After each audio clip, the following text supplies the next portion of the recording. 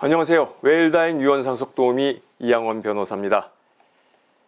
이번에는 어떤 방식의 유언을 할지 한번 살펴보도록 하겠습니다. 유언의 방식을 알아보기에 앞서서 유언은 어떤 법률적 특성을 갖는 것인지 살펴보도록 하겠습니다. 유언은 유언자가 돌아가신 후에 효력이 발생됩니다. 이로부터 유언은 두 가지 법률적 특성을 갖게 됩니다. 첫째, 엄격한 방식을 요구합니다. 그래서 방식 위배의 유언은 무효가 됩니다. 둘째, 생전에 자유로운 변경과 철회가 가능합니다. 상세히 풀어서 말씀드리죠. 첫째로, 유언은 유언자가 돌아가신 후에 효력이 발생하기 때문에 유언의 의미와 내용이 무엇인지 유언자에게 물어볼 수가 없습니다.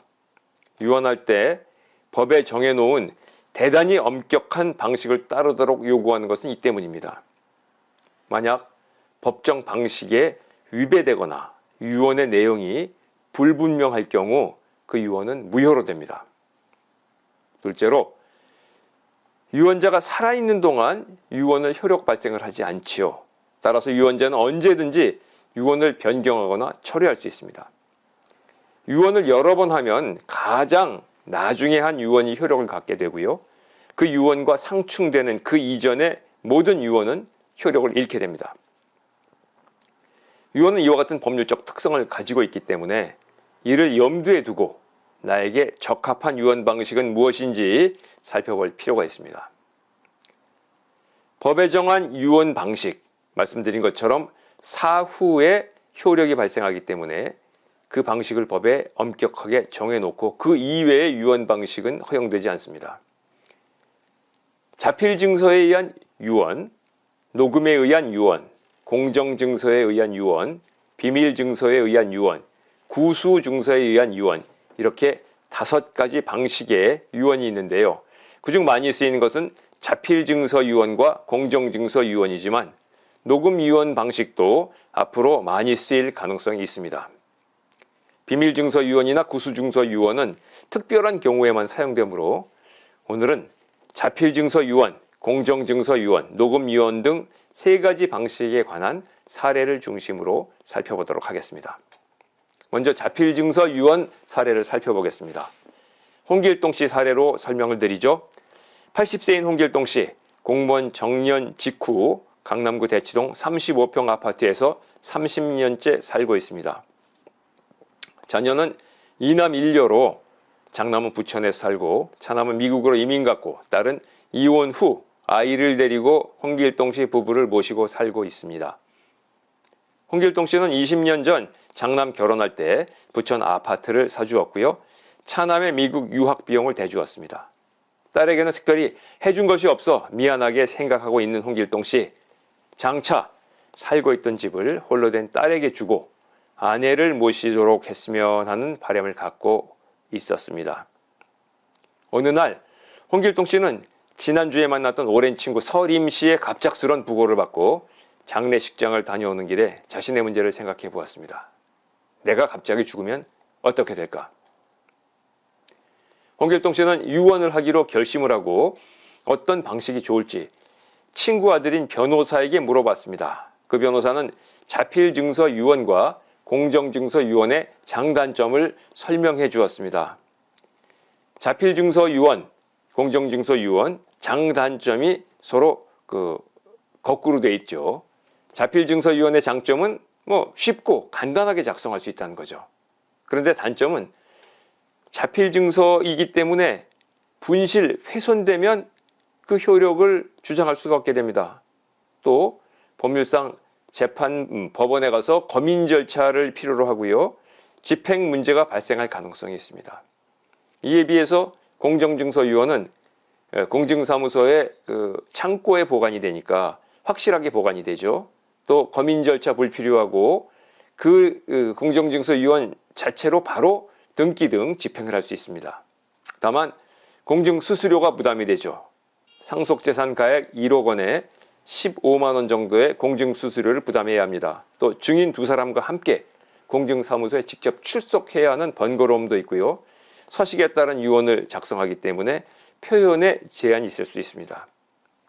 홍길동 씨, 두 가지 유언 방식의 장단점을 비교한 끝에 쉽고 간편하게 작성할 수 있는, 또 비용도 들지 않는 자필증서 유언 방식을 채택했습니다.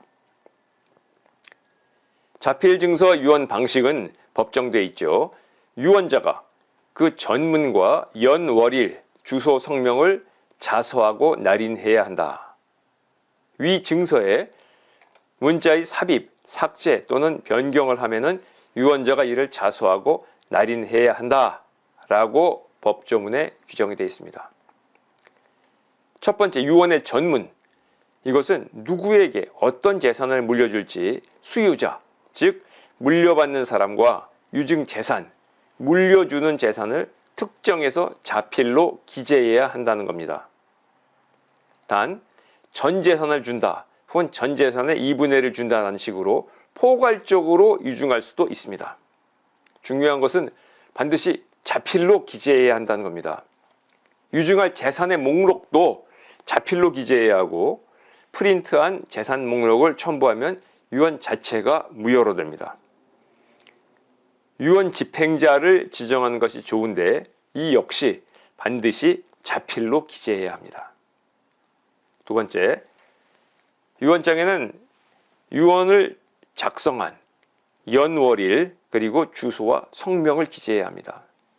연월일은 자필증서 유언이 완성된 날짜를 써야 합니다. 유언 내용을 변경할 경우에 변경한 다음 날짜도 변경한 날짜로 자필 변경하고 날인해야 효력이 있습니다. 연월만 기재하고 날을 기재하지 않은 경우, 주소를 불명확하게 기재한 경우 유언이 무효가 될 수 있습니다. 또 자필증서의 유언은 일단 작성해도 언제든지 변경을 할 수가 있는데요. 기존의 유언장에서 변경을 할 경우에는 삽입, 삭제, 변경 부분에 자필로 기재하고 반드시 날인을 해야 합니다. 다만 자필증서에 의한 유언 그 자체의 내용에 비추어서 명백하고 사소한 부분에 대해서 변경할 경우에는 자서 후 날인이 없더라도 효력을 가질 수 있도록 예외로 그 판례는 인정을 하고 있습니다. 날인, 이 부분이 문제인데요. 날인은 말 그대로 도장 찍는 겁니다. 손도장도 괜찮습니다. 다만 사인을 할 경우에는 유언장 전체가 무효가 됩니다. 요즘은 거의 대부분의 거래를 사인을 하기 때문에 유언장에 사인을 쓰시는 분들이 많이 있는데요. 말씀드린 것처럼 법정 방식이 위배되면 유언장은 그 자체가 무효로 되기 때문에 반드시 도장을 찍거나 도장이 없으면 손도장을 찍도록 해야 합니다. 사인은 안 됩니다. 이와 같은 자필증서 유언 작성 방식에 따라서 홍길동 씨는 다음과 같은 자필 유언장을 작성을 했습니다. 유언장. 나 홍길동은 어디 아파트를 포함한 전 재산 중 2분의 1은 아내에게, 나머지 2분의 1은 딸에게 상속한다. 등등등. 유언 집행자로 딸을 지정한다. 몇 년 몇 월 며칠, 주소, 이름, 도장. 자필 유언장 작성을 할 때 유의해야 될 점을 다시 한번 조목조목 말씀을 드리겠습니다. 첫째로, 제목이 자필 유언장이죠. 자필로 써야 됩니다. 자필로 쓴 원본만 유언서로서의 효력이 있습니다. 자필로 쓴 후에 복사한 것, 유증재산 목록을 프린트한 것은 자필증서 유언으로서의 효력을 갖지 못합니다. 자필증서 유언을 작성할 때 기술적으로 필요한 부분을 하나 팁을 드리죠. 유언 원고를 미리 작성하시는 것이 좋습니다. 유언자는 자필증서에 의한 유언서 작성 전에 유언서 초안을 미리 써서 그 법적 효력을 확인을 하고 이를 자필로 베껴 쓰는 방식으로 유언서를 작성하는 것이 좋습니다. 유언장 작성 중에 잘못 써서 그 내용을 수정 변경할 수는 있지만 잘못 수정 변경하는 경우에는 자칫 유언장 자체가 무효로 될 위험이 있기 때문입니다. 또한 유언장을 작성 변경한 경우에도 이것이 유효한지 여부를 전문가에게 확인해 두는 것이 이후 발생할 문제를 막을 수 있습니다. 요즘 특히 많이 신경을 쓰셔야 되는 부분입니다. 유언서 작성 장면을 녹화해 두세요. 자필증서 유언은 상속인들 사이에 다툼이 발생하는 경우가 꽤 있습니다. 유언서 작성 당시에 유언자가 치매 상태였다는 주장 많이 나오고요. 또 억지로 썼다. 강박 상태에서 썼다. 또 필적이 내 아버지 필적이 아니다. 라는 등등의 시비가 왕왕 발생할 수 있습니다. 이런 경우에는 유언장을 쓰는 건 본래의 취지, 분쟁 발생을 예방한다는 취지가 굉장히 무색해지게 되겠죠. 이런 논란 발생을 방지하기 위해서 유언장을 작성하는 모습을 동영상으로 찍어두시면 유언서 작성 당시에 유언자의 상태에 관한 논란을 방지할 수 있습니다. 유언장을 작성하는 분의 동영상을 찍은 것이 유언서는 아닙니다. 그러나 그 유언장이 그 유언자가 정상적인 상태에서 유언장을 작성했다는 것을 밑받침할 수 있는 증거가 되기 때문에 이후에 발생할 수 있는 논란을 방지할 수 있습니다. 그래서 유언자가 유언장을 작성할 때는 반드시 그 작성하는 상황을 동영상으로 찍어두시고 그때 하신 말을 동영상 속에 녹음이 되도록 해두시는 것이 필요하다라는 점 강조해서 말씀드립니다. 자필 증서에 의한 유언서는 보관을 잘 하셔야 합니다. 자필 증서에 의한 유언서는 딱 한 장, 원본만이 효력이 있습니다. 복사본, 베껴 쓴 것 효력이 없습니다. 원본 한 장만이 효력이 있기 때문에 이 원본이 멸실되면 그 유언이 없어져 버립니다. 또 유언자는 언제든지 유언을 변경 철회할 수 있습니다. 일단 자필증서 유언을 한 경우에도 그 후에 언제든지 변경 처리할 수 있는 것이죠. 상충되는 유언이 있을 경우에는 나중에 작성된 유언이 효력이 있습니다. 그래서 혼란을 방지하기 위해서 유언장을 변경 취소하시는 경우에는 새로 유언장을 작성을 하시고 이전에 작성한 유언장을 물리적으로 폐기하는 것이 필요합니다. 자필 유언장을 쓴 유언자가 가장 염려하는 것 중에 하나, 내 뜻대로 이 유언이 실현될 수 있을 것인가, 이 부분에 대한 두려움을 방지하기 위해서는 근본적으로는 유언장에 대한 공적 보관 제도가 있어야 되겠습니다만은 아직 그렇지 못한 경우에는 이 유언장을 가장 잘 보관하고 있다가 내 사후에 적합하게 집행할 수 있도록 할 수 있는 믿을 만한 사람에게 유언장을 맡겨두시는 것이 필요합니다. 다음으로 녹음 유언에 관해서 말씀을 드리도록 하겠습니다. 녹음 유언은 사실은 현재에는 그 자체로서는 그리 큰 의미를 갖지 않습니다. 입법 당시에 녹음기는 가장 첨단적인 문명의 이기였습니다. 그래서 사람의 음성을 어떻게 위조하겠냐 해서 음성을 들으면 본인을 식별할 수 있다고 해서 녹음 유언에 관한 규정이 상속법에 들어갔습니다. 그런데 지금은 어떻습니까? 그 녹음 가지고는 이 사람이 언제 어떻게 했는지를 입증할 수가 없고요. 수많은 위조 변조가 가능합니다. 그래서 이후에 이제 설명을 드리겠습니다만은 이것은 동영상과 결합되고 그리고 블록체인과 결합돼서 변조할 수 없는 유일한 디지털 원본을 만들 수 있는 기술과 결합해야 의미가 있고 지금 그런 논의가 진행이 되고 있습니다. 다만 자필을 쓰기 어려운 분, 또 공정증서에 의한 유언을 하고 싶지 않은 분이 활용할 수 있는 방식으로서 가능하다 이렇게 말씀드릴 수 있습니다. 한번 사례를 보실까요? 초등학교 교사 정년 퇴직한 75세 비혼 여성 황진희 씨가 봉사단체에서 만난 수양딸 유기견 데리고 살고 계세요.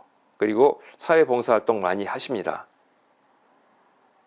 가족 중 친정부모 이미 돌아가시고 네 자매 중에 언니 2명 돌아가시고 여동생 1사람 그리고 조카들만 있습니다.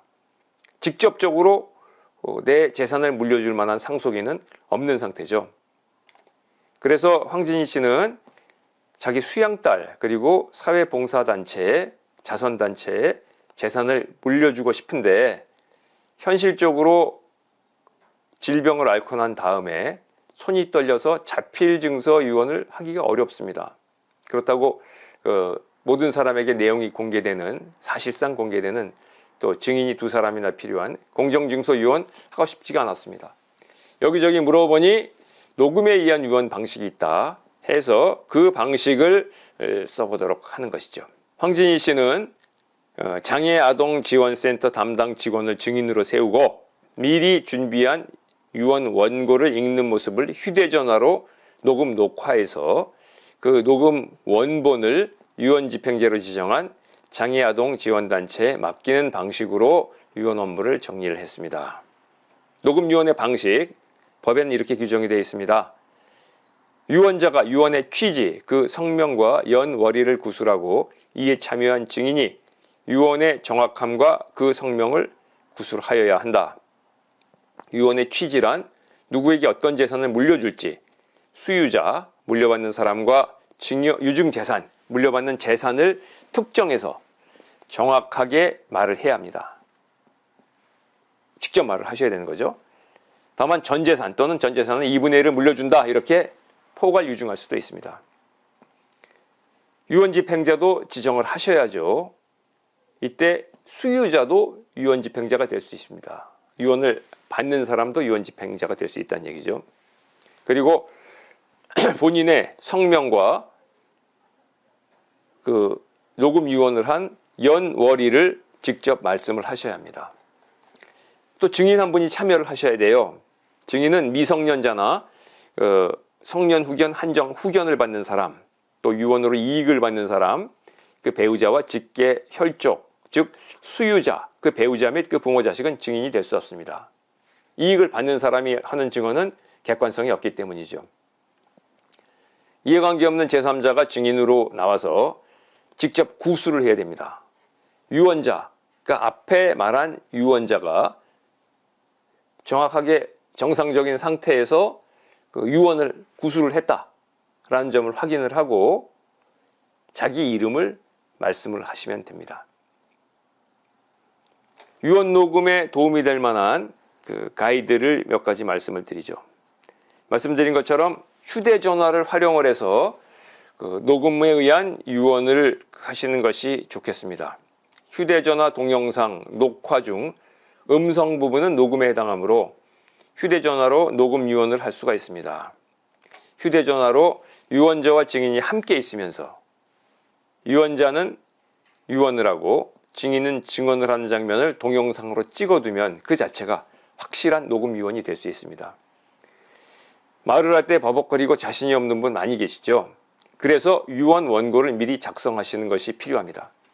녹음 전에 유언 취지를 미리 쓰고 그 내용을 그대로 읽는 방식으로 녹음하는 것이 좋습니다. 녹음 중, 유언 녹음 중에 중언, 부언하거나 내용을 수정, 변경을 해서 전체적인 구술 취지가 불분명해지면 유언 자체가 무효가 될 수 있습니다. 중요한 것, 녹음 유언의 보관 문제입니다. 유언자는 언제든지 유언을 변경 처리할 수 있죠. 그래서 일단 녹음 유언을 한 후에도 이를 변경 처리할 수 있습니다.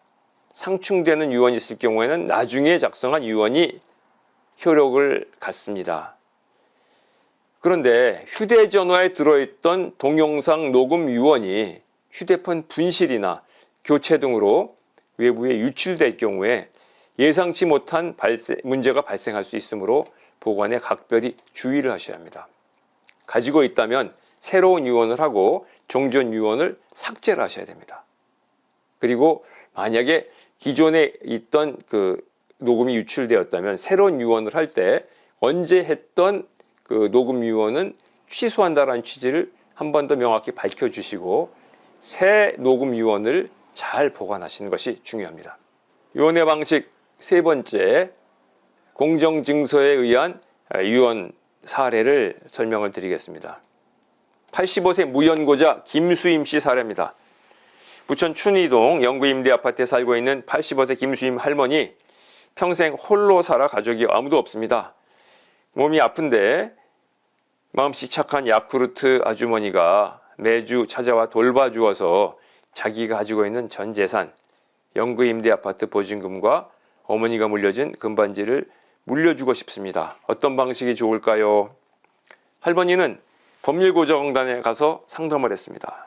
상담 변호사는 우선 할머니의 상속인을 알 수 없어서 법원에 유언 검인을 받기가 어려우므로 상속 재산에 관해서 재산 상속에 관해서 자필증서 유언장을 작성하는 것은 조금 부적절할 것 같다.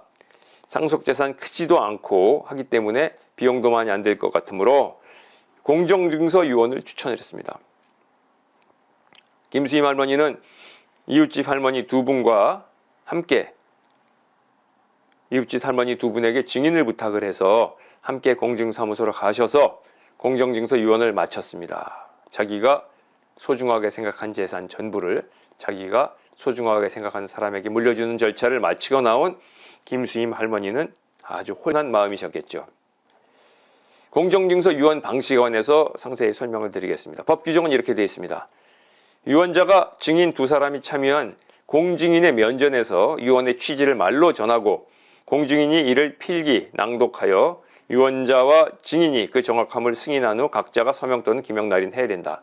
뭐 이렇게 좀 복잡해 보입니다만은 증인 두 사람 데리고 공증사무소에 가서 공증인 앞에서 공증문서를 확인하면 되는 절차로서는 비교적 간단한 방식입니다. 유언 취지의 구수, 공증인의 필기 낭독이라는 것은 유언자가 미리 유언 취지를 공증 담당 직원에게 말을 하거나 글로 써주고 그 내용에 따라서 증서를 작성한 다음에 공증인이 그 공정증서상 유언의 취지를 유언자 증인에게 낭독해서 확인하는 방식을 취하니까 그리 어렵진 않습니다. 두 명의 증인이 필요한데요. 뭐 직접적으로는 미성년자나 또 그 성년 후견 등 그 의사 능력이 명확치 않은 분들은 증인이 될 수 없습니다. 유의하셔야 할 것은 증인은 그 유언으로 인해서 이익을 받는 사람 및 그 사람의 친인척은 증인이 될 수 없다는 점을 명심하셔야 됩니다. 그러니까 이익을 받는 사람, 유언에 의해서 이익을 받는 사람 이외의 제3자 두 사람이 증인으로 참석을 해서 필요한 그 절차를 거치시면 그 공정증서의 유언을 완성할 수가 있습니다. 몇 가지 방식의 유언의 장단점은 표에 나와 있습니다만은 주로 이런 방식으로 선택을 하시면 될 것 같아요. 우선 그 비용이 많이 부담스러운 분들, 그리고 유언장 보관을 명확히 할 수 있고 또 그 유언장 내용에 상속인들이 크게 다투지 않을 것으로 예상되는 분들은 자필증서에 의한 유언 방식을 이용하시면 됩니다. 그리고 그것을 유언을 받을 상속인에게 자필증서에 의한 유언장을 맡겨두시면 그로써 모든 문제가 완만히 해결될 수 있습니다. 그런데 그렇지 못한 경우가 꽤 있습니다. 상속인들의 소재가 불확실한 경우, 또 상속관계가 복잡할 경우, 유언에 관해서 상속인들 사이에 분쟁이 예견될 경우, 이런 경우에는 공정증서에 의한 유언을 권해드립니다. 그래야 그 이상의 다툼이 없이 분쟁이 해결될 수 있기 때문입니다. 유언의 무효, 변경, 철회에 관해서 설명드리겠습니다. 자, 어떤 자필 유언장이 무효일지 사례를 통해서 먼저 살펴보도록 하겠습니다. 홍길동 씨 사례에 80세 홍길동 씨 유언장을 쓰기로 마음을 먹고 자필 유언장을 작성을 했습니다. 자, 사례를 보실까요? 유언장.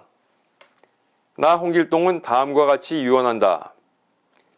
별첨 재산의 2분의 1은 아내에게, 나머지 2분의 1은 딸에게 상속한다. 유언 집행자는 딸로 한다. 아들들은 섭섭하게 생각하지 말고 딸과 함께 어머니를 잘 모셔라. 등기부등본 첨부. 2024년 몇 년 몇 월 며칠 서울 대치동에서 홍길동 사인.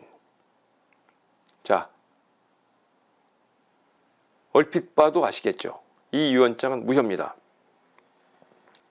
홍길동 씨가 처와 딸에게 재산을 물려주려 했다는 뜻은 알겠지만 유언 방식 위배로 인해서 전부 무효가 되고 아들들을 포함한 법정 상속인 전원에게 법정 상속분에 따라 공동 상속될 수밖에 없습니다. 왜 무효일까요? 첫째, 유언장은 이름, 연, 월일, 주소, 유언의 전문을 자필로 써야 합니다. 이 위 유언장, 사례 유언장은 물려줄 재산에 관해서 자필로 쓰지 않고 등기부등본을 별첨했습니다.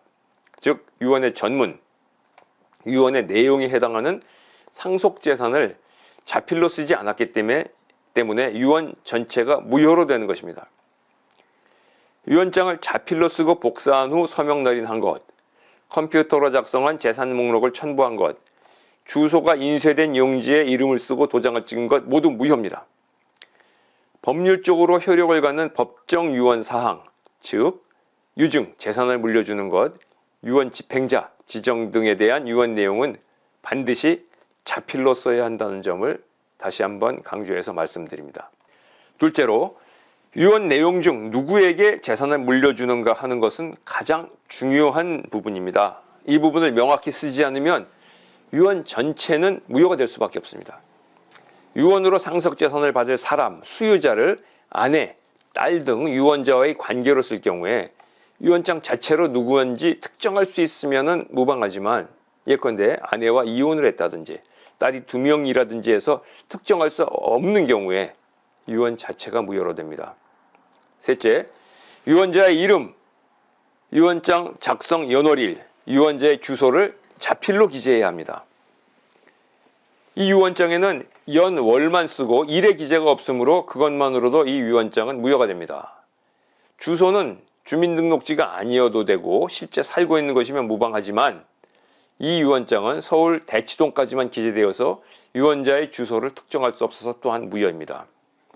네 번째, 유언장을 작성한 후 유언자가 도장 또는 무인을 찍어야 유언장이 완성됩니다. 도장이나 무인 대신 사인을 한 유언장은 그것만으로도 무효입니다. 위 유언장에서 유언자는 날인이 아니라 사인을 했죠. 요즘은 도장보다 오히려 사인이 보다 대중화되어 있어서 사인 쪽이 본인의 동일성을 확인하는데도 더 믿을만 해서 사인을 많이 사용합니다만은, 유언의 경우에는 인정되지 않습니다. 보기에 간단해 보이지만 실수로 잘못 써서 유언장이 무효가 되는 경우가 적지 않습니다. 홍길동 씨, 처음 작성한 자필 유언장에 대해서 유언 무료 상담 변호사와 상담한 후에 이전 유언장을 파기하고 새로 자필 유언장을 작성했습니다. 새로 작성한 유언장 보실까요? 나 홍길동은 다음과 같이 유언한다. 서울 강남구 대치동 유언 대상이 된 재산을 구체적으로 기재했습니다.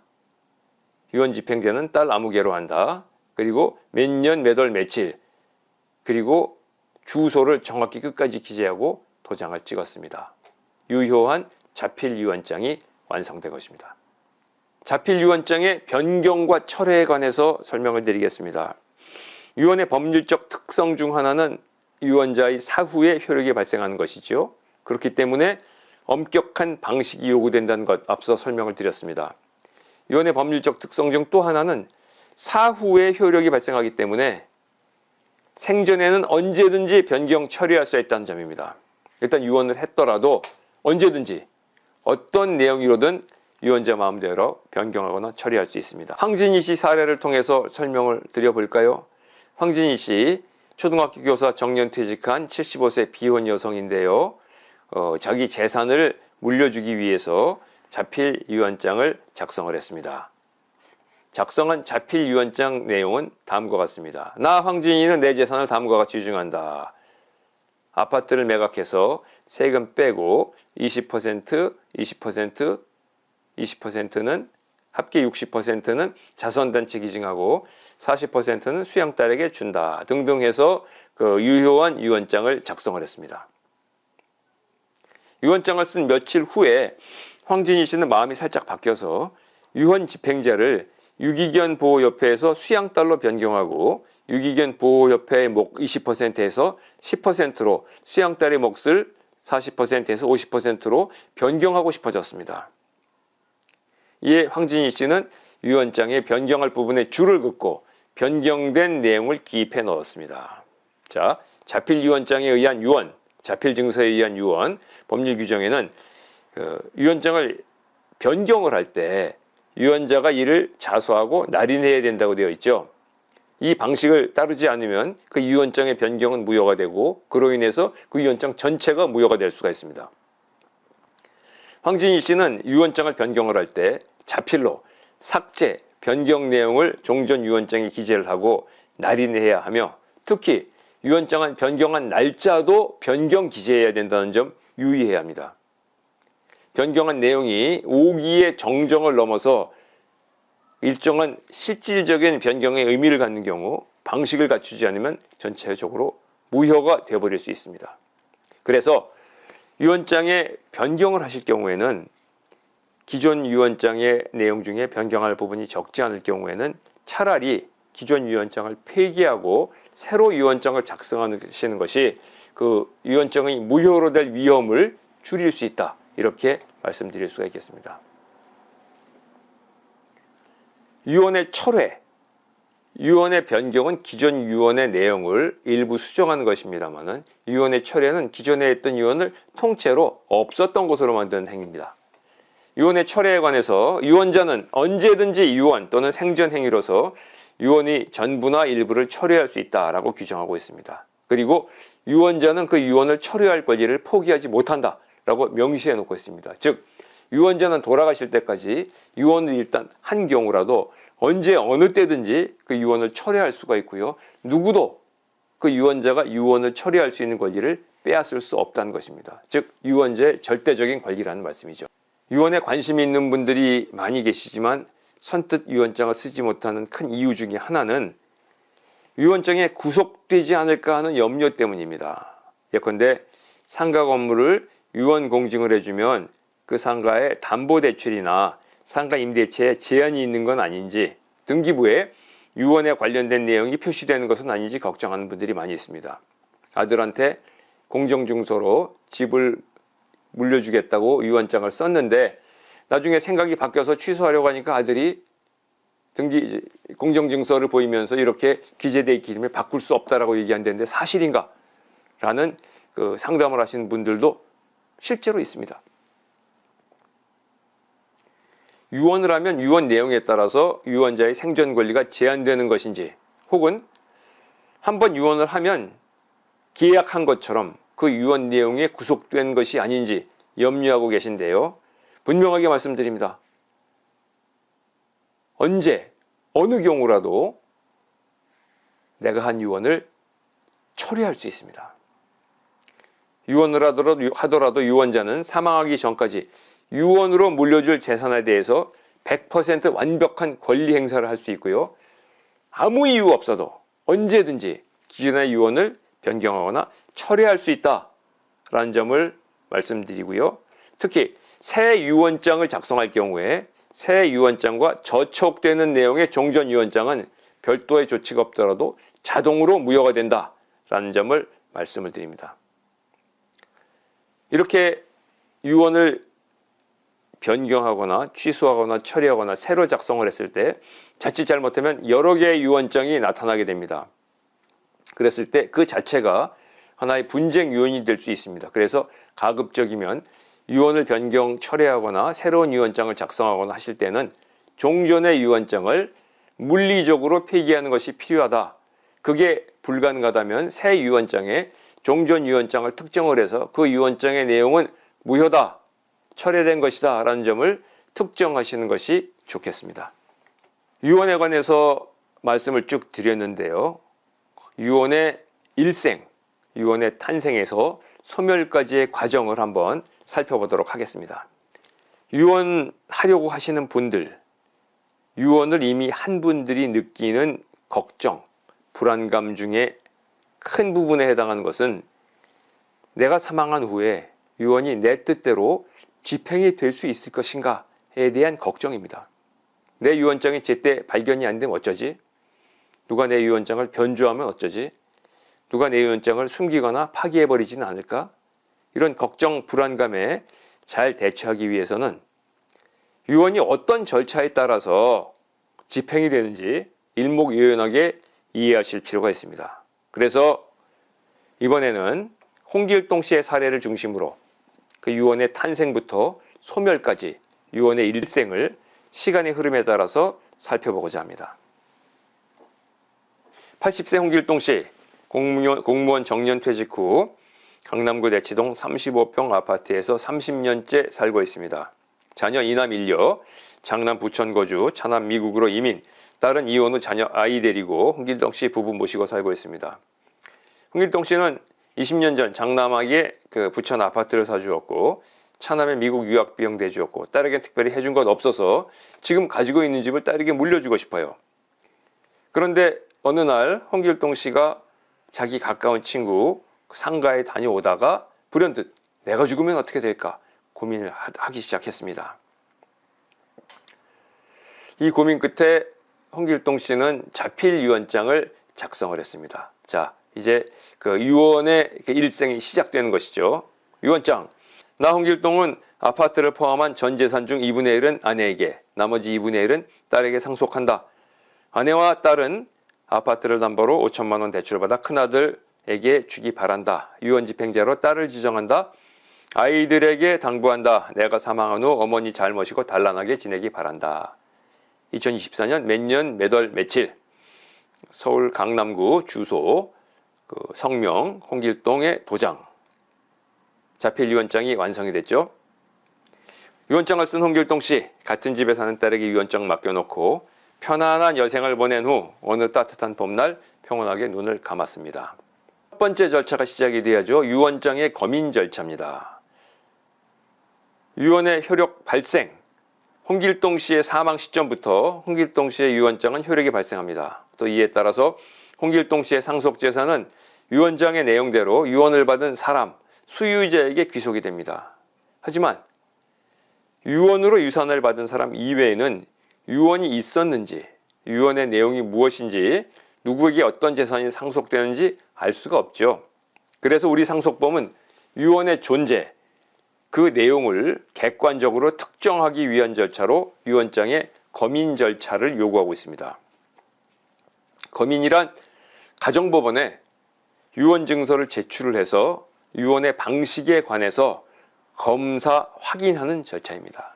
즉 검인 절차를 통해서 유언자의 유언장이 있다는 사실, 그 유언장의 내용이 어떠어떠하다는 사실을 기재한 검인 조서를 작성함으로써 그 이후 유언장의 위조, 변조, 멸실, 은닉의 우려를 없애는 절차입니다.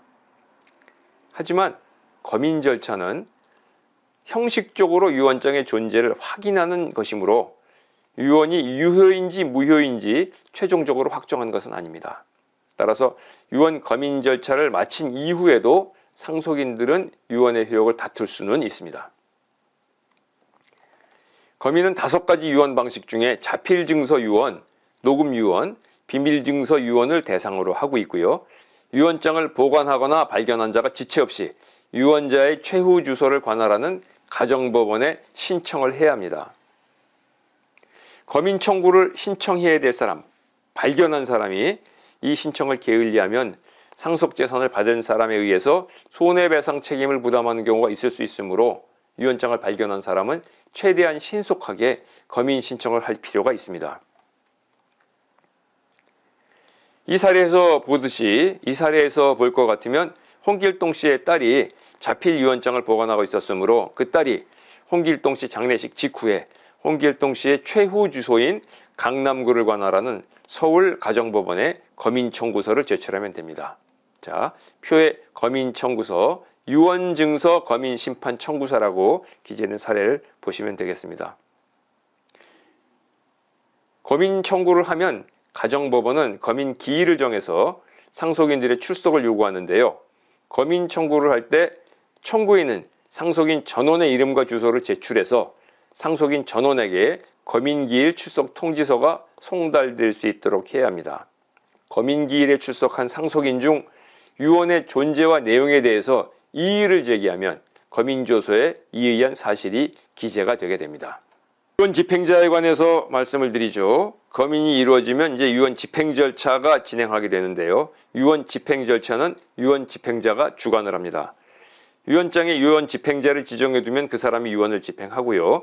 지정하지 않을 경우에는 상속인이 유언 집행자가 되고 상속인이 여러 명이 있을 경우에 공동 유언 집행자가 되어서 다수결로 의사결정을 하게 되어 대단히 복잡하고 번거롭게 진행이 됩니다. 따라서 유언장을 쓸 때는 반드시 유언 집행자를 자필로 기재하실 필요가 있습니다. 유언 집행자가 유언을 집행할 때 검인조서 작성 시 이의가 없을 경우 유언장 내용대로 집행하면 됩니다. 그러니까 부동산 같은 경우에는 그 검인조서 첨부해서 등기를 하면 됩니다. 그런데 검인조서에 이의가 있을 경우에 이의 상속인 동의서가 필요하거나 이의 상속인이 동의를 해주지 않으면 결국 그 유언의 효력에 대해서 상대방이 문제제기를 진압할 수 있는 재판을 진행을 해야 됩니다. 이 사례의 경우에 유언 집행자인 홍길동 씨에 따른 유언 검인 조서를 받은 다음에 유언 내용대로 대치동 아파트 등기를 이전하고 홍길동 씨 명의의 예금을 찾을 수가 있습니다. 다만 유산을 받지 못한 홍길동 씨 아들들이 검인기일에 출석을 해서 이의했으면 유언 집행자인 딸은 이의한 오빠들의 동의서를 받거나 오빠들을 상대로 유언 효력 확인 판결을 받아서 이전 등기를 할 수 있습니다. 상속인들이 자필 유언장의 효력을 다투는 사유는 대체로 자필이 아니다. 유언자가 치매 등으로 유언 당시 정상적인 판단을 할 수 없는 상태였다. 또 강박으로 억지로 유언장을 작성했다 등등의 주장을 하는데요. 이런 문제 제기에 대처하기 위해서 유언장 작성 당시 유언자가 유언장을 쓰는 모습, 이런 내용의 유언장을 쓰는 이유를 말하는 것과 휴대전화 등으로 이것을 녹음해 두는 것이 필요합니다. 이제 유언의 소멸에 대해서 말씀을 드리죠. 유언 집행자가 유언 내용대로 상속 재산을 분배를 마치면 유언자의 뜻을 모두 실현한 유언은 목적을 달성하고 소멸하게 됩니다. 그리고 유언에 따라 상속 재산을 받은 사람들이 새로이 유언을 하면서 유언의 탄생, 집행, 소멸이 반복되게 됩니다. 지금까지 웰다잉 유언 상속 도우미 이양원 변호사였습니다.